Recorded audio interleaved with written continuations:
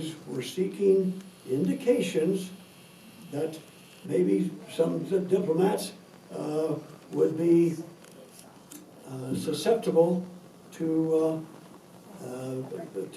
be recruited to work for them.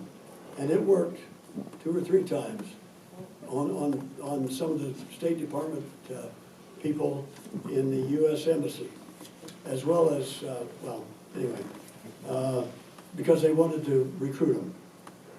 Now, my most memories for my Moscow tour.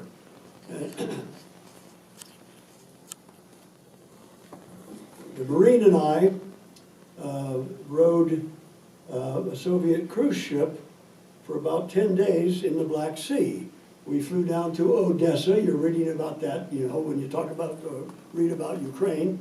We flew down there, but it was shortly after President Nixon had resigned. Only Americans, the Marine and I were the only Americans among several hundred Soviets.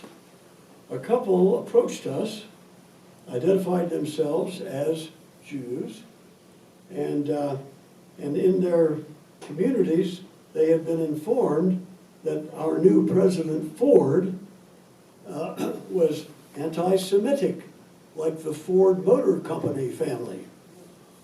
And that Ford was planning to stop accepting Soviet Jewish immigrants. And he was also going to replace Secretary of State, help me, Kissinger, yeah, who is Jewish, okay? Well, we told them that all of that was disinformation, and we gave them the truth. So we let's see, we gave them the truth, and on the other part of our 10-day trip on board that ship, and then ashore, we were approached by about 10 other Jews, but they would only be either solo or with their spouse. And they made the same inquiry. So we did the same story, truth for them. When we returned to the embassy, Bill and I wrote what I consider the most important intelligence report that I ever wrote in my entire intelligence career. Because we gave it to the political section. You know, we were out collecting military stuff. So I gave it to the political section, and they sent it to the State Department, who gave it to the information to Radio Free Europe and Voice of America. And for about a month, every day, when they were broadcasting across the entire Soviet Union, they did that to dispel the disinformation. At that time, it was estimated that about 3 million Soviet Jews were still living in the Soviet Union, and they were being persecuted, okay? Later I can tell you how. Of some 3 million Jews, they were, who many of whom wanted to emigrate and move to the West. Not just to the U.S., but to the West, okay? Then,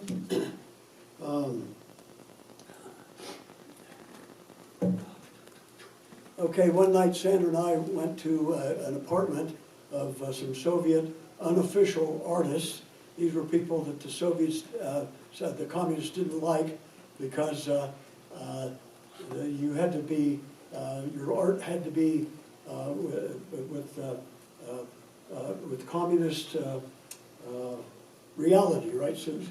Okay, and they didn't like that. They liked to paint like Western people.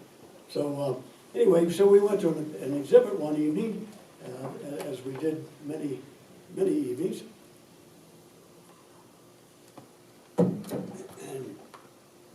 And some guy I'd never seen before came up and he called me by name in English. My frankly, my Russian sucked. So, so they knew what they were doing to address me in English. And he said, I have a friend who has in his possession a large quantity of very classified information. And he would like to sell it to you Americans for 250,000 rubles. Because if you ever gave anybody $250,000 over there, they could not spend it. So we were trained in spy school. So I looked the guy square in the eye and I said, well, thank you, but I'm not in that business. I'm not interested. So thanks. Well, obviously, you know, the next morning, I went to the CIA folks, who we were on the 9th floor, they were on the 8th floor, and went in to their special room where you could discuss any level of classification. We had one up on our floor too, and I told them that story, and they said, okay, I'd like for you to take this couple,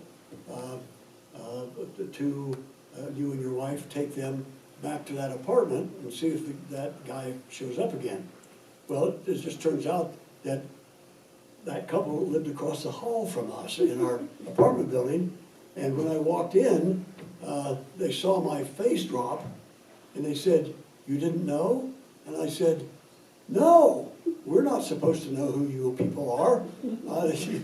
Your cover was great. You know? So all 10 of the people in there just fell on the floor, laughing. Anyway, so we took that couple, a couple nights later, back, and by golly, that guy was there. So I went up to him, and I told him in English, because I didn't have a vocabulary in Russian for that, but it was, hey, look, I told you I was not interested, and I'm not. However, I have a friend here who is, and I'd like to introduce you to him. And he said, "Niet, no." And I said, why? Why not? And he said, we have been watching you and observing you for about 6 months now, and we feel that we can trust you, but don't know who that person is. So, so the couple and Sandra and I went back in our car, back home, and the next morning went into the CIA chamber and told them that. So the chief of station, the senior guy in the embassies, said, okay, Dick, would you be willing to, we'll give you some special training, would you be willing to try to buy a sample of the material? But before you answer, just know that if you get caught, obviously you're not going to be arrested, but you will be declared persona non grata, NPG. And I said, hey, if it's important to you folks, it doesn't matter. That this is it would be like Penkovsky, and people have read about Oleg Penkovsky, who was actually in the Soviet military, and he came to the British side. Incredible stuff that he gave helped during the Cuban Missile Crisis, so that we didn't go to nuclear war. Anyway, so I asked Sandra, she said no problem, and that's what we did. So for 3 months, they kept working with me. We decided that we would have a party in our apartment. The Soviets were accustomed to our having people from different embassies, as well as some Soviet citizens, some of those artists and others who were friends of ours. So we did one evening, and because I told the fellow who had communicated with us with the offer, told him that you know, come and bring 10,000 we'll give you 10,000 rubles, just to give us a sample. So the couple who lived across the hall, the CIA couple, were there, and they and Sandra and I were the only people in the room who knew what was going on. So as soon as they came in the door, I immediately shook the hand, and the CIA guy had written in Russian that follow me. And so he took the guy and his the wife went with Sandra, but so the CIA took the husband into our bedroom, and so they talked, and so after the party, everybody left except that couple, and we were cleaning up, and so I whispered to him, because every room was bugged. So how did it go? He said he didn't bring it. He didn't bring any samples. 10 days later, in the paper was an article about a high-level member of the Communist Party had in his possession a lot of material, secret material, and so he's been tried and executed. They don't mess around. They're not messing around in Ukraine either, right? Okay, well, all right, so, oh, I still have some time. Okay, so after Moscow, I went to the Defense Intelligence Agency as an analyst on the Soviet Union. I was then promoted to commander. I was in a lieutenant commander's job, so I then volunteered to go to Naval Intelligence Headquarters in Maryland, and I became responsible for Navy Human Intelligence, HUMINT, in our units in Munich, Germany, Japan, Panama, and in the United States. So I was responsible for 2 years for Navy HUMINT under a captain, intelligence specialist. I then volunteered for sea duty. Was sent to a Norfolk destroyer squadron, and a rear admiral, academy grad, and we went 6 months to the Mediterranean. And anybody remember in 1981 the Libyan Gulf shoot down? Anybody remember that one? Okay. Well, he was the admiral was in charge of all the ships in the Med, but we had 2 carriers, and we were on one. So let's see,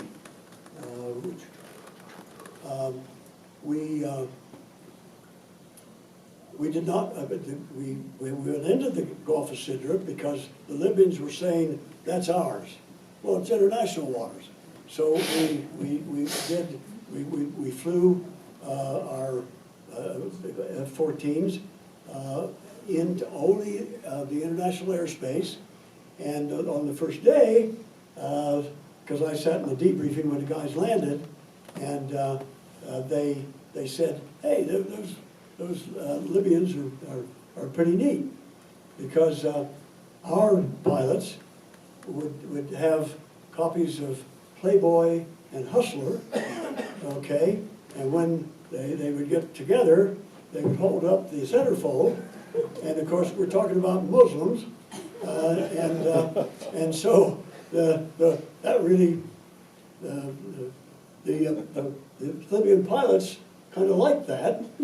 Next morning, the squadron commander and his wingman went up, just the 2 of them, and they were flying in to do the same thing in international airspace, and 2 Libyan MiGs, Soviet aircraft, came out and were doing this, and these are the Libyans, and they took the shot in the face.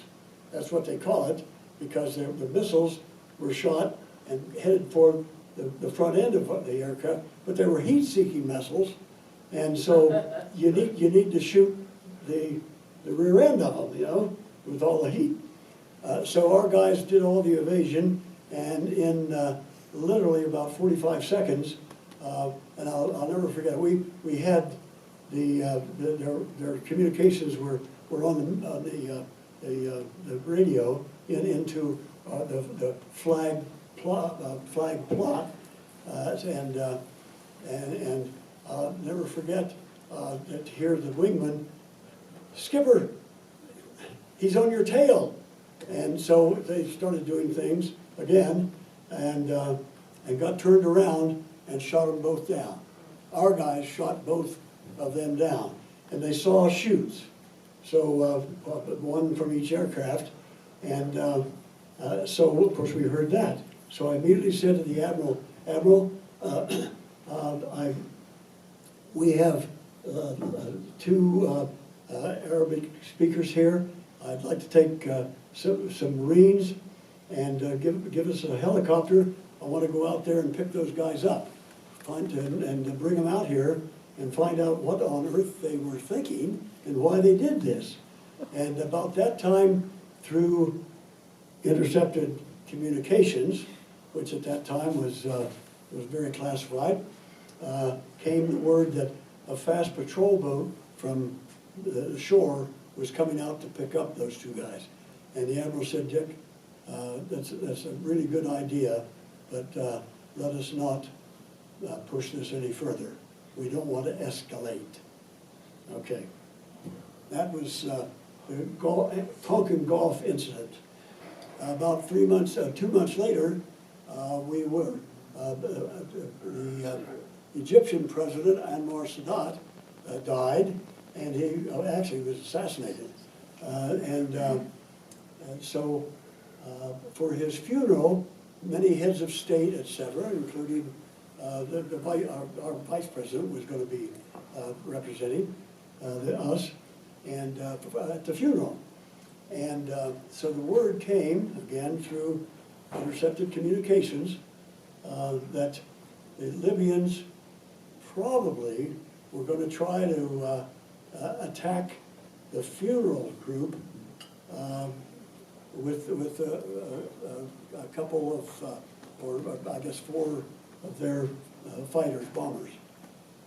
So we're sitting on a carrier off the coast of Egypt, and the Admiral had 4 aircraft launched, armed with air-to-air missiles, having this intelligence. And of course, we're sitting there listening to them, as well as all the electronics that told about movement of stuff in the air. And they came, obviously they were headed for the place where the funeral was going to take place. And they kept getting closer and closer, and I said, "Admiral, I don't think they're going to do this, because the funeral will not be for another hour. And so I can't believe that they would cross into Egypt because they wouldn't get their targets." So he said, "Okay, let's just keep tracking them." So they kept getting closer and closer. We got down to only 5 minutes from going into Egypt. And he said, "Dick, I need to send our guys' feet dry." And I said, "Sir, surely they're going to be turning around. Because if we send people in, take our aircraft in, and they don't plan to attack, or don't even cross over into Egypt, that would be a major international incident." We got down to 30 seconds. He said, "I'll give you 30 seconds.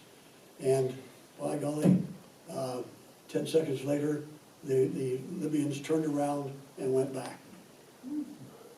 Okay? That's what intelligence is all about, as most of you in this room undoubtedly know. So that That was something I will always remember. Now, let's see. After that tour, I was then assigned to the Atlantic Fleet headquarters in Norfolk, and that's where we had a submarine, nuclear submarine CO, and a F-4 carrier pilot, and the three of us were read into a program that was exceptionally sensitive. Again, never in your life discuss it. And so I can tell you now, and I'll tell you how I can tell you. We ended up tapping the underwater cable out in the Pacific from the nuclear submarine base on the Kamchatka Peninsula that went under the Sea of Okhotsk over to the mainland and the headquarters of the Northern Fleet. And so, as a result, somebody came up with the bright idea, hey, on our big rivers, we have market, cable, submerged cables, don't go there, or don't screw it up. So we sent in one of our nuclear submarines to check it out, and they found it. So then we, with a specially configured nuclear submarine, went back in and put divers down and put a tap on that. And that was so successful that, they put a tap on the Northern Fleet cable above Murmansk.